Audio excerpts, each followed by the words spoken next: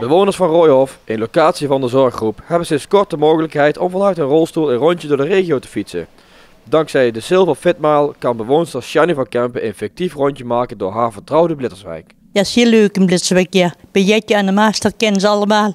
Een gezellig dorpje is dat. Leuke cafeetjes. En ook veel te doen. Een mooie zaal. We hebben bijna, nog niet zo lang geleden hebben ze de zaal verbouwd. Het is een hele mooie zaal geworden. Ja, dan ben ik aan het reclame maken voor het dorpje. Hè.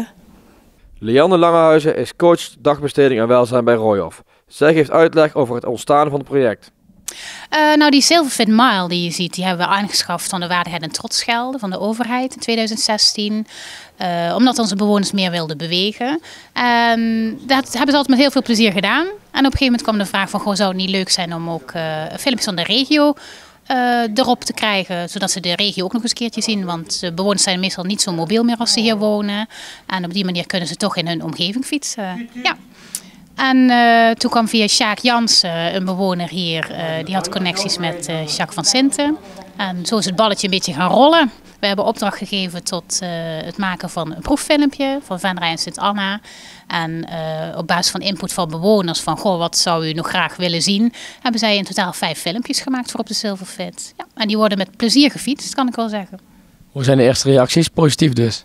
Ja, zeker positief. Alleen op de eerste proeffilm al van Venray en Sint-Anna waren de reacties heel positief. Op basis daarvan hebben mensen aangegeven van, god, ik zou Blitterswijk nog wel eens willen zien, want daar heb ik gewoond. Of oh ja, Oerlo, ben ik nooit meer terug geweest, ken ik niet meer terug. En zo zijn ze aan de slag gegaan. Worden de route nog uitgebreid? Zou zomaar kunnen. Kijk, als mensen heel erg enthousiast zijn en er komen vragen, wensen binnen, dan gaan we daar zeker over nadenken, ja.